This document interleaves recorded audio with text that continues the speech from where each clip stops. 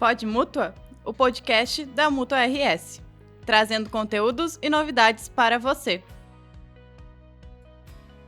Olá, eu sou o Pablo Palma, diretor-geral da Mútua, e esse é o Pod Mútua.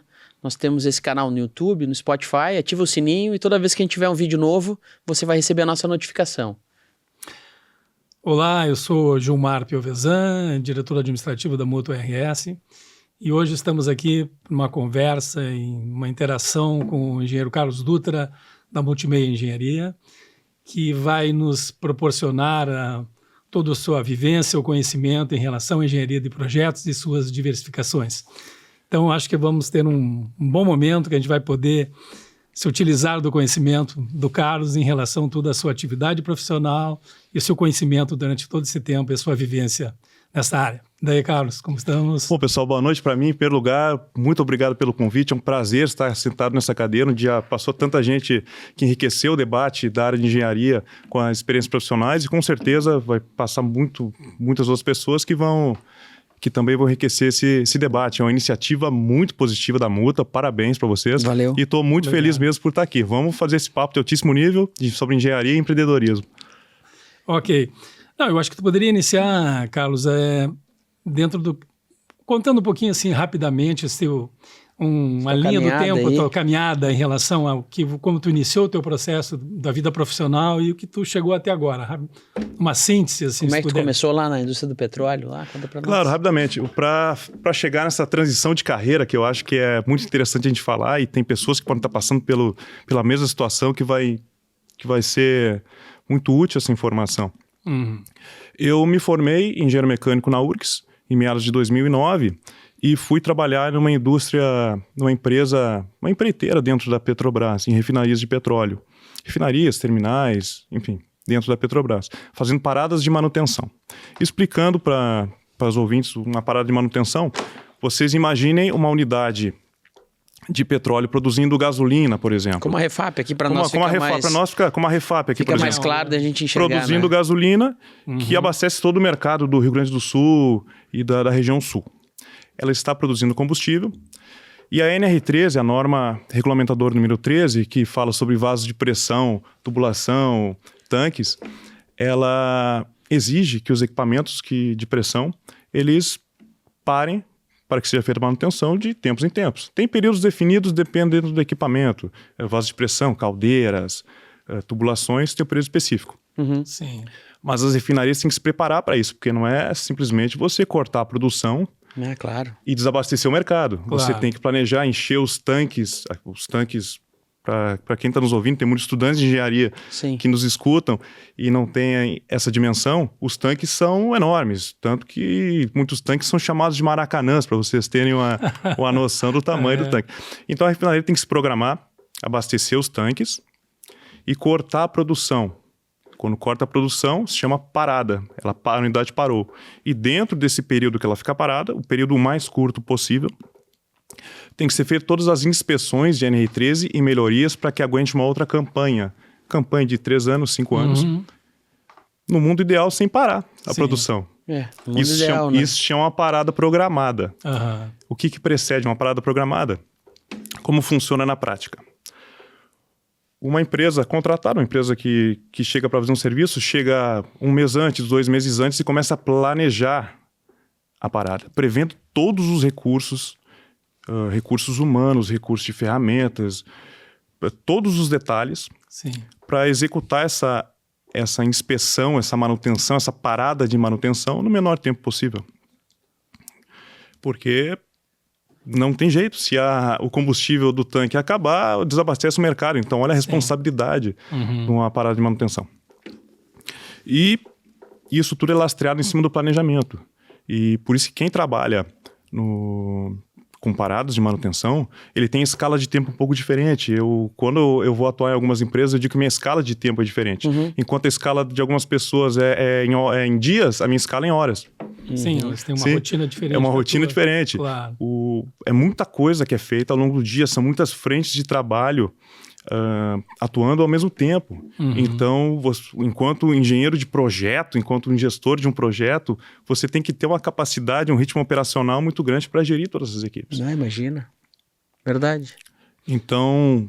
Pois aí é que entra a engenharia de projeto, o planejamento, né? Ele é essencial. Sim. Então, por isso que eu sempre falo nas minhas redes sociais muito sobre planejamento, porque é uma coisa que se aplica em todas as instâncias da vida profissional. Qual é a tua rede social aí? Dá aí pra nós, pra quem que tá vendo. A rede social, pra quem quiser seguir, é Multimeia_Engenharia. Lá tem muito conteúdo sobre engenharia, sobre planejamento e sobre os novos negócios que estão surgindo aí no grupo Multimeia. Boa. Não, mas agora, voltando a esse assunto que tu falou, já tocando no assunto planejamento, né?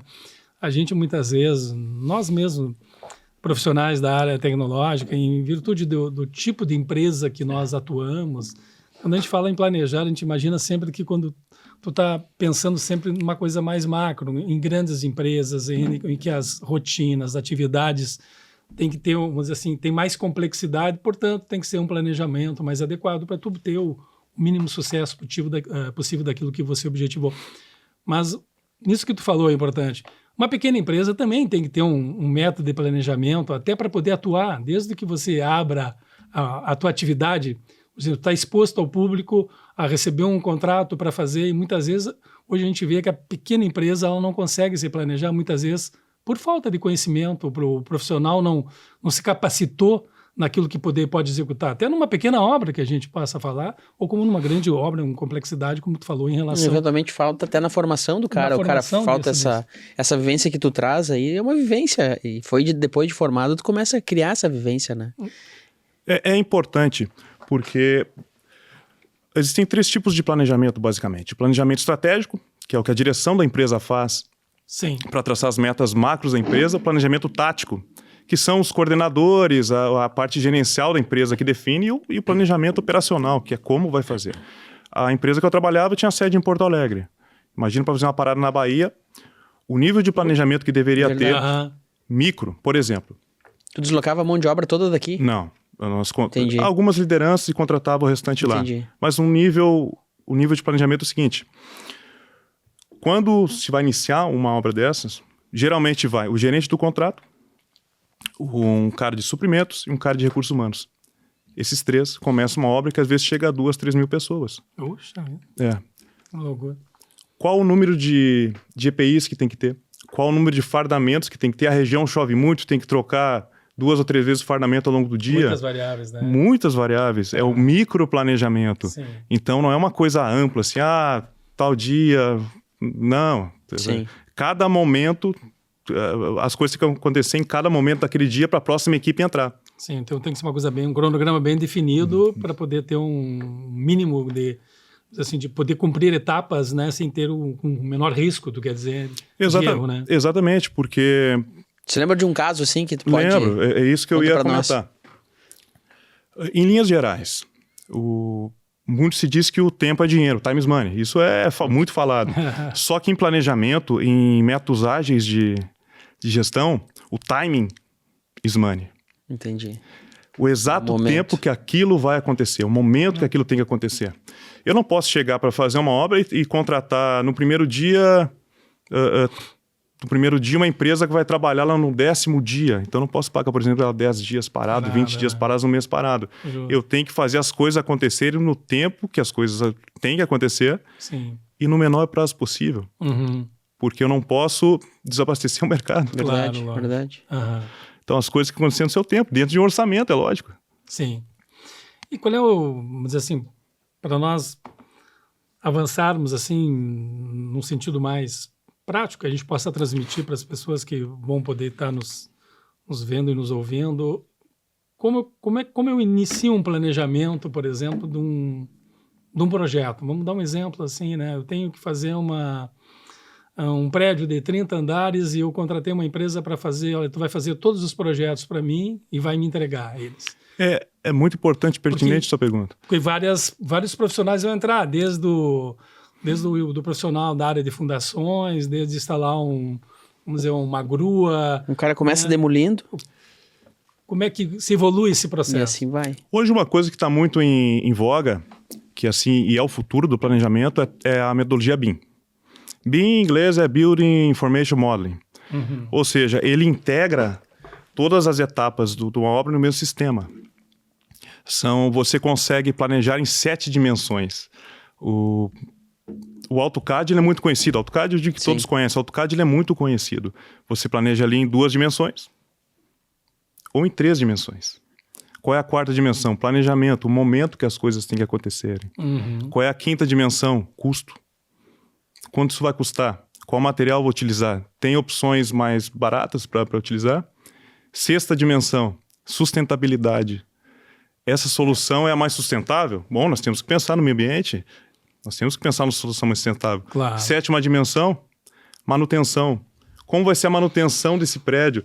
Se eu instalar, você falou num prédio, se eu instalar esse tipo de fachada, como vai ser a manutenção anos depois? Então, isso é importante. Essas 7 dimensões você consegue planejar dentro da metodologia BIM, que é a metodologia que prega pela colaboração entre todos os setores. Como é que funcionava antigamente? O engenheiro, o arquiteto fazia o desenho, e aí ia para a execução e vamos ver o que vai acontecer. Para tu ter uma ideia, assim, e eu estou tentando até assim de uma forma contrapor, assim, para poder entender melhor essa questão do planejamento, do BIM. Na cidade onde eu moro, em Santa Maria, agora iniciou-se um projeto de um prédio mais alto da cidade. Aí tem em torno de 28 andares o prédio. Então houve toda uma, vamos dizer assim, todo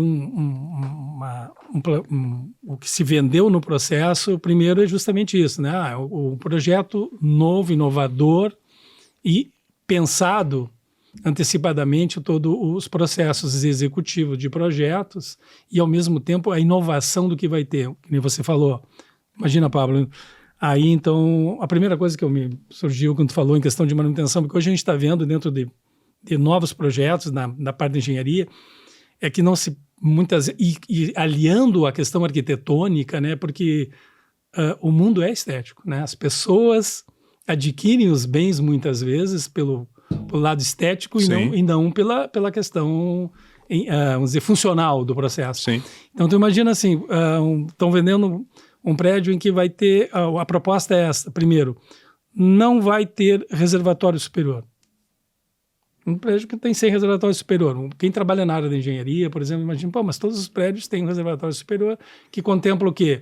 Um volume de água para reserva técnica contra incêndio e mais a parte de abastecimento das unidades autônomas, né? Certo. Não, mas nós vamos fazer um sistema todo pressurizado que tu não vai ter problema tu não vai ter pressão lá no último andar ou no primeiro andar, a pressão vai ser a mesma que tu vai ter no chuveiro, tudo. Aí entra esse processo que tu falaste, né? Se você puder nos ajudar um pouco nisso aí. Poxa, mas a funcionalidade, a manutenção, ela vai ser importante, porque ela vai, vamos dizer assim, ela vai refletir diretamente no custo de quem vai morar e vai pagar essa conta, né? Exatamente, e a metodologia BIM nos possibilita justamente isso, porque dentro de uma mesma plataforma estão integrados o desenho, a parte de orçamento, a parte de manutenção, todos conversam. Então, uma etapa que você perceberia só depois de construído, como é o caso da manutenção, você consegue prever na concepção do projeto. Isso é interessante. E apesar do Gilmar ter trazido um exemplo muito claro, assim, e a gente consegue imaginar que é a construção de um prédio, no teu setor, né, da engenharia mecânica, ele também cabe muito bem, né? Ser mais complexo aí. Por exemplo, vamos usar um exemplo esdrúxulo. Vamos construir um vaso de pressão sem a boca de visita, por exemplo, para você conseguir inspecionar o vaso depois. Um exemplo esdrúxulo. Sim. Então, assim, você não pensou na manutenção. Quando eu tiver que parar o vaso de pressão para fazer uma inspeção interna, como é que eu vou acessar ele se não tiver? Não vai. Nesse caso, não vai. Exato. Como é que eu vou... Um grande equipamento que ele precisa ser removido de tempo em tempo, substituído. Como que eu vou fazer a manutenção se ele não tiver, por exemplo, onde eu ancorar o guindaste, onde eu suspender ele com o guindaste? Perfeito. Então, isso tem que ser pensado tudo na concepção do projeto, antes de ser executado, para evitar depois retrabalho. E a gente vê isso assim, claro, vamos entrar um pouquinho também na parte da engenharia mecânica, mas como a gente tem a formação civil, né? Mas que fica mais fácil, né? Para a gente enxergar essa complexidade. E até para todo mundo, assim, né? Daqui a pouco tu fala termos muito específicos da engenharia mecânica, de vez em quando o pessoal visualiza melhor os conceitos da engenharia civil, né? Sim, porque é mais o dia a dia. É mais o dia a dia, Mas né? eu vou te dar um modelo mais simples possível.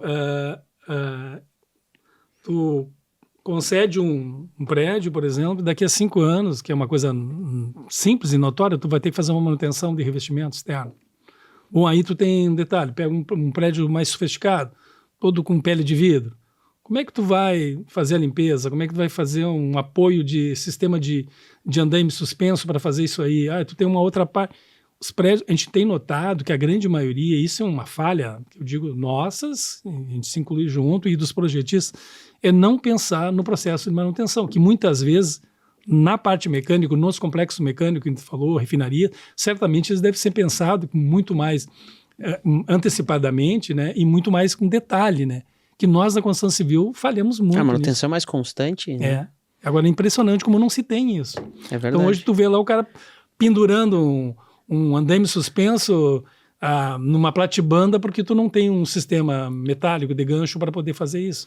Utilizando é uma falta de projeto, é uma falta de pensar. Um exemplo então bem prático para que todos os nossos ouvintes, os nossos espectadores nos entendam. É a mesma coisa que eu colocar uma caixa, a caixa d'água, colocar o reservatório de água no topo do prédio e não construir uma escada para chegar lá quando precisar limpar a caixa d'água. Justo. É mais ou menos isso. Não foi pensado na manutenção. Sim. Um projeto, então, tu acha que um projeto assim, executado com a totalidade da capacidade do BIM, ele quase também vira um manual de instrução para o uso futuro? Prevendo essas questões também, né? Daí tu acaba criando isso, né? Claro, eu falei um termo chulo, assim, pra gente ter uma ideia. Não, mas o termo é esse, manual de... Tem um manual de instalações, manual de manutenção. O BIM, ao final do BIM, ele proporciona você fazer um manual de instalação, manutenção e utilidades. Ótimo. Do prédio. Então, essa é assim, a grande vantagem. E quem não aderir ao BIM está ultrapassado. Na verdade, hoje tem uma obrigação legal, né? Sim. Ela ainda não se tornou fato nem realidade por uma série de motivos, né? Mas ela vai se tornar logo ali porque a lei hoje exige que determinados órgãos em um determinado momento vão exigir que todos os projetos sejam entregues em BIM. E o mercado já está aceitando isso? Já está contratando? O mercado, vamos dizer assim, como nós até estamos numa pré-conversa, né? Hoje o BIM... Em relação, por exemplo, a projetos públicos, por exemplo, se dentro de um processo licitatório você tem dentro de um condicionante a exigência do BIM, ele vai ser um meio filtrante que poucas empresas vão poder se habilitar para fazer optar em orçar esse tipo de serviço. E o mercado já está apto a receber isso aí, ou ainda nós vamos demorar um pouco ainda, Carlos? Em grandes organizações, sim. Mas em pequenas e médias empresas ainda não. Ainda está em etapa de evolução, de adaptação, de evolução. O pessoal às vezes não entende muito bem o conceito de BIM. Ele acha que, por exemplo, é você fazer os desenhos, salvar numa nuvem para todo mundo ver, e você está trabalhando através da metodologia BIM, quando não é bem isso, sabe? Então ainda tem um tempo ainda de adaptação, na minha opinião. Sim. Isso é uma coisa que nós tivemos uma experiência há pouco aí, né, na Mútua, com esse curso o curso básico de BIM, né? E quantos candidatos nós tivemos? Nós tivemos alguns, sim, inclusive o Carlos participou, né? Foi um dos nossos. Foi no nosso. Foi. Um curso totalmente enriquecedor. Para quem gosta de planejamento, então como eu estava onde realizado. Estava realizado, estava onde eu queria. Que legal. Então eu tive a oportunidade de conhecer metodologias que eu não conhecia, porque hoje é muito famoso, por exemplo, dá um nome de software aqui, o Revit, da Autodesk, é muito conhecido. Sim. Mas esse curso que inclusive a Multa nos proporcionou, um curso excelente, ele nos proporcionou conhecer outros softwares, outros meios, outras formas que eu realmente não conhecia. Sim. Interessante. Bom. Essa questão do mercado, ela é delicada, né? Porque tu vem com uma exigência legal, né? E isso começa a criar uma certa cultura, mas o mercado, ele regula muito isso, né? Então, se tu não tiver, assim... Primeiro, oferta, né? Se tu tem... O mercado clama e tu não tem oferta, isso não vai acontecer, né? Sim, claro. Então, uma das coisas pelas quais a Mútua preza, né? É entregar para o nosso associado e para o engenheiro a capacidade de atender uma demanda que vai acontecer, né? Seja pela qualificação, né? Sim. Deste ou dos outros cursos, né? Então, a gente fica muito feliz, assim, que as pessoas ficam... Que a gente entrega um produto como esse para vocês, né? Que vocês realmente usam no dia a dia. Isso é importante para nós. Sim, exatamente. E E é um curso que eu recomendo. Todo mundo que trabalha com BIM e planejamento, por favor, procure esse curso, o curso de imersão BIM. Foi BIM Fórum Brasil, o nome dessa iniciativa que a Mútua... Fórum Brasil, acho que é a entidade que promove, isso, é a promotora, isso. né? Uma promotora... Que em parceria conosco ofereceu isso, né? Tem uma coisa que sempre me chamou a atenção em algumas conversas que eu tive com outros colegas aí na área de engenharia, que de alguma forma muito ligada principalmente à engenharia de processos, à engenharia de montagem, por exemplo. A gente sabe que no mercado, por exemplo, assim, se eu tenho uma empresa e eu quero montar uma indústria na Argentina, por exemplo, né? Eu vou ter que ter um engenheiro de obras, um engenheiro de processo, alguém que não necessariamente, eu digo, como é que se forma essa mão de obra aqui, como é que a gente consegue achar no mercado de trabalho? Ou seja, a pessoa, o profissional, isso é uma coisa difícil para nós, empresários também, conseguir, a gente vê isso eu mesmo em relação às empresas que a gente atua e trabalha. A formação profissional, daquele profissional em que vai montar um determinado projeto. Ou seja, ele não precisa necessariamente ter o conhecimento da estrutura, da fábrica em si, mas ele tem que saber o que contratar e quem contratar. Isso é uma coisa que a gente se depara no mercado, não sei se tu já se deu conta também, exemplificando melhor, né? Por exemplo, a pessoa que senta na mesa e diz assim, eu vou montar tal empreendimento e eu sei o que eu vou contratar. Eu não sei como se faz, mas eu sei o que eu preciso contratar. Como é que esse profissional, como é que tu monta no mercado, como é que tu cria no mercado, como é que tu capacita ele? Olha, eu ia até um conselho para os estudantes de engenharia no geral. Aperfeiçoe a parte técnica. Não tem como você, por exemplo, ser um engenheiro de projetos de planejamento sem conhecimento técnico. Sim. E isso você adquire no chão de fábrica, na obra, observando, estudando, fazendo cursos. Então, aperfeiçoe essa parte técnica. Aí eu, antes de ser engenheiro mecânico, eu sou técnico mecânico. Trabalhei muitos anos como técnico mecânico. Tu tem a experiência do chão, né? Do como fazer. É. E quando entrei nessa empresa de manutenção de refinarias, eu comecei como auxiliar de planejamento. Então, eu também comecei acompanhando. Como estagiário, na verdade. Claro. Depois para auxiliar. Que é uma coisa normal, né? Coisa normal, e fui alçando voos maiores e cheguei a gerente. Sim. Mas para gerenciar eventos grandes como esse, você tem que ter muito conhecimento técnico em muitas áreas. Mas eu acho que eu quis entrar nesse assunto pelo seguinte, né? A importância que tem da gente evoluir justamente isso. No início profissional, né? O estagiário em si, o cara que tu vai contratar dentro do perfil dele e dentro da disciplina, da vontade, da capacidade dele, ele vai evoluir, vai ser o CEO da empresa depois, né? Isso é o normal, é assim que funciona os processos. Eu quis dizer que muitas vezes tu não vai encontrar no mercado um cara formado especificamente. Não. Ele teve que se formar durante um grande período e, logicamente, trabalhando, né? Exercendo uma atividade desde quando ele iniciou como estagiário até o momento profissional dele, né? E esse é o grande dilema que nós temos hoje. O que é? É formar o profissional, e principalmente nessa parte de gestão de obras em si, né? Então, isso que tu falou é importante, eu acho. Eu acho que também passa pela formação dos professores em universidades, sabe? Porque, pegando a minha experiência como aluno, enquanto aluno, eu fui conhecer muitas das situações do mercado de trabalho no mercado de trabalho. Sim. Então, às vezes é explorado muitas coisas dentro da universidade formal que você não vai utilizar no mercado de trabalho. Isso seria uma autocrítica que as universidades deveriam fazer e está melhorando e muito nos últimos anos. Eu percebo que está melhorando muito, os professores estão também se aperfeiçoando, então estão trazendo professores oriundos da indústria para transmitir esse conhecimento. Isso qualifica os alunos. Então, acho que essa é uma autocrítica que tem que ser feita, já está sendo feita e está melhorando, mas tem muito chão ainda para... Assim como a gente tem visto isso, né, da dificuldade de ver essa pessoa galgar todos esses passos até chegar, vamos dizer, no ápice, né, de ter toda essa capacidade, como tu vem falando, a gente tem visto aqui, especialmente nos nossos convidados, que nem tu, a gente tem visto os engenheiros migrar muito de carreira, né, sair de determinadas posições, né, O cara vai galgando e chega uma hora, que nem tu falou aqui, como aconteceu contigo, que tu vira a tua carreira, né? A gente teve aí, um tempo atrás, um cara que era engenheiro da metalurgia que virou um cara que trabalha com odontologia e impressão 3D. Então a gente começa a ver os engenheiros com uma formação disruptiva, né? E daí tu acaba saindo da tua área de formação, porque depois que tu criou todos essa tua bagagem, tu tem uma visão de mundo que ela muda, né? E em um determinado momento tem um ponto da virada, né?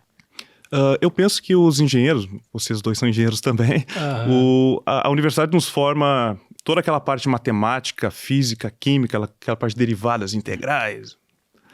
Aquilo que, em princípio, no mercado de trabalho você não vai ter uma aplicação direta, porque na indústria. Claro. Mas isso desenvolve nosso raciocínio lógico e a nossa adaptabilidade para situações. Sim. O engenheiro se adapta muito fácil. Verdade. Então, eu penso que isso seja uma das características fundamentais que grandes organizações estão procurando engenheiros para gerirem para cargos de gestão. Então, sim. Justamente por talvez não tenha o conhecimento adequado àquele mercado, mas o raciocínio lógico que o engenheiro tem, ele enxerga coisas que as pessoas demorariam mais tempo para enxergar. Uhum. Mas tem os casos que nem o teu, assim, como desse outro cara que eu citei, que eles não vão para as grandes corporações. Eles começam a fazer de si as corporações. Eu fiz o caminho inverso, lógico. É isso aí. Eu tracei todo um caminho dentro de uma empresa, de estagiário a gerente de contrato, e chegou num período que eu resolvi mudar. Eu planejei essa mudança. Uhum. A Multimeia Engenharia, que foi a primeira empresa que eu abri, a primeira empresa que eu fundei, eu comecei a planejar enquanto eu estava na outra empresa. Eu comecei a planejar, a programar, a desenvolver o nome, desenvolver marca, registrar o nome.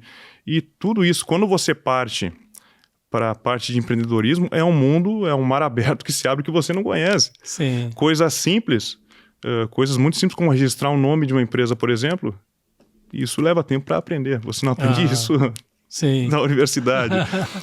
Como abrir um CNPJ, como contratar uma empresa de contabilidade. Isso. Então, isso falta. Isso faz falta, o ensino empreendedor.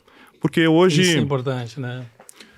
Porque eu tenho percebido isso nas redes sociais, eu sou um frequentador de redes sociais, eu uso bastante, gosto de interagir bastante em redes sociais também. Foi ali que nós nos conhecemos. Foi ali que nós nos conhecemos. Multimeio, Isso, que a gente brincou, a gente se conhece pelas redes sociais, mas... Verdade.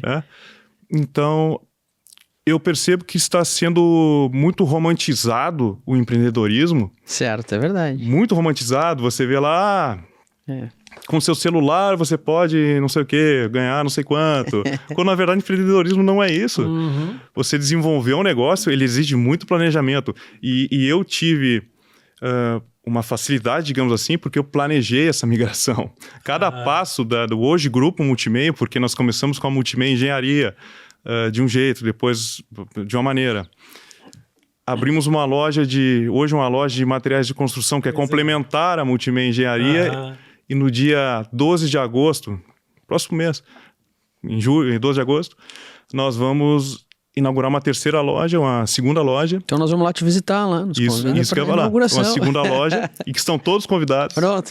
São todos convidados para a inauguração. Vamos estar lá, vou anotar aqui, 12 de agosto. 12 de agosto é uma data perfeita para a inauguração. É o dia do meu aniversário. Então tu não precisa nem pagar festa. A inauguração da Multimeio Tintas. Então legal. E é complementar. Porque sim. Da maneira que eu presto serviço em empresas com a Multimeia Engenharia, eu posso fornecer materiais de construção, tintas e revestimento, então uma coisa conversa com a outra. Sim. Então, e tudo dentro de um planejamento. Eu faço a gestão dessas 3 empresas, porque a gente não inaugurou, mas o plano de negócio já começou há muito tempo. Sim. Então faço... E são todas lá em Canoas? São todas no mesmo local, no mesmo espaço. Nós alugamos um andar inteiro e instalamos lá nossas... Bacana. E vamos ampliando. E vamos ampliando e depois vamos replicar isso para outros locais. Sim. 12 de agosto nós vamos lá. Tu falou da programação e da dificuldade que o engenheiro tem como gestor de algumas coisas, né? E como se preparar, especialmente para esse mercado. Então a gente anuncia aqui também, né, que a gente está fazendo um programa que vai atuar justamente nisso. Se chama PAP, Programa de Aperfeiçoamento Profissional. E a gente vai passar em algumas cidades, a gente vai orientar com um curso em parceria com o Sebrae, e a gente vai levar para os nossos associados e para os engenheiros formados, recém-formados, pensando em empreender, um programa que fala sobre precificação, que fala sobre como abrir empresa, tributação do serviço do engenheiro e marketing, justamente para que a gente consiga criar uma parte dessa cultura dentro dos engenheiros especificamente. Então, eu acho que é bem de encontro o que tu... Excelente iniciativa. Bacana, excelente. né? Parabéns pela iniciativa. Quem sabe a gente não te convida para te também ser, daqui a pouco, falar um pouco do teu case nesses espaços, para que a gente tenha, né, um... Porque isso... Eu gosto de se espelhar. Claro. Nós Fica o convite aqui, tu nos convidou para a inauguração, eu te convido para ir. Muito obrigado, convite aceito. Boa. Nós escutamos hoje grandes empresários falando em podcasts, em entrevistas. Hoje a informação nunca teve tão disponível.